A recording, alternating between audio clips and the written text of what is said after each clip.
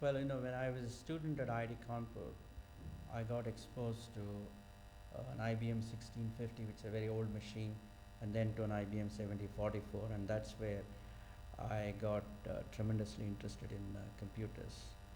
And those were the initial days of computing in India, and it was always great excitement, great fun to use computers. Well, I come from a family of 8 children, and my father started out as a teacher, and then he was a high school headmaster, and then assistant educational officer.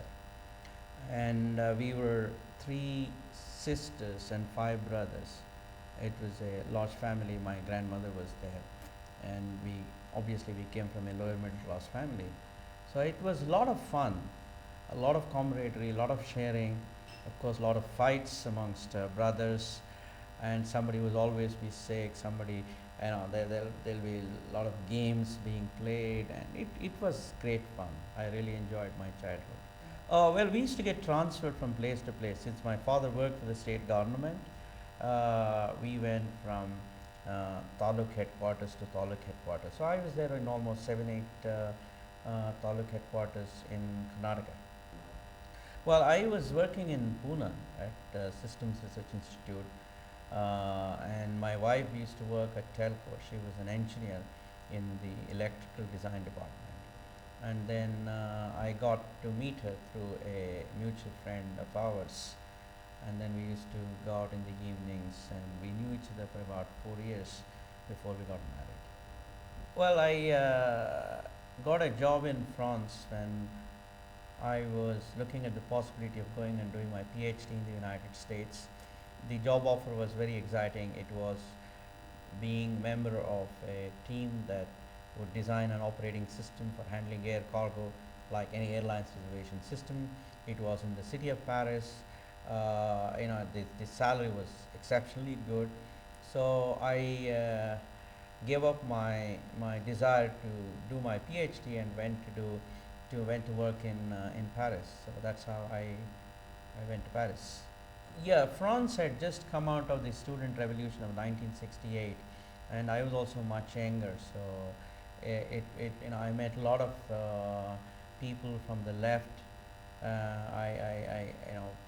Leaders of the Communist Party, then liberal students, liberal professors, and others. I spent a lot of my time in Latin Quarter on the left bank, and I read a lot.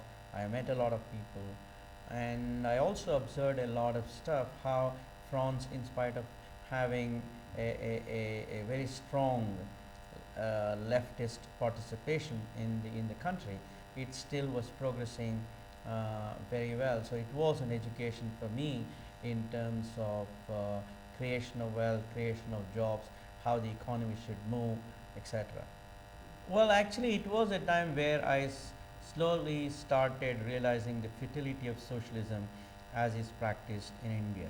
It was a time when I realized how you need to embrace the ideas of capitalism if you want to create wealth, if you want to create jobs, if you want to raise the income level of people, if you want to redeem on the pledge of Mahatma Gandhi of wiping the tears of the eyes of every poor man, woman, and child. So it was a big revelation for me. Well, I am a capitalist in mind, but I'm a compassionate person at heart. So I could be called a compassionate capitalist. Oh yeah, there is no doubt at all. After all that, where have we come after 50 years of practicing socialism as defined by the Indian leaders? 52% of our children have one teacher for every 2 classes. 250 million people don't have access to clean water or potable water. 750 million children don't have access to any sanitation facilities.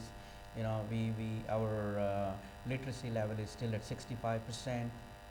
On all counts, we are slipping further and further in the human development index. So yes, to that extent, I am certainly disillusioned.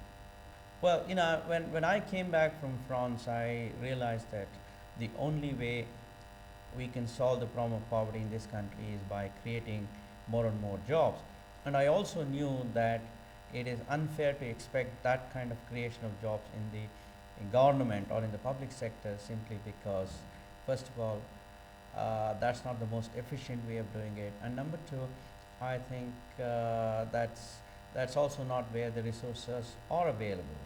So that's how I started thinking in terms of creating an enterprise which will embrace the finest principles of corporate governance, which will work on global benchmarks, which will export. So given these principles, we founded Infosys in 1981. No, not really, because when we were all working at Patni Computer Systems in Bombay, there were seven of us who had similar ideals, similar beliefs, similar value system, and we all came together in a very natural manner. And we said, let's conduct this experiment of creating wealth legally and ethically, and that's how we founded Infosys. It was a very natural phenomenon for us.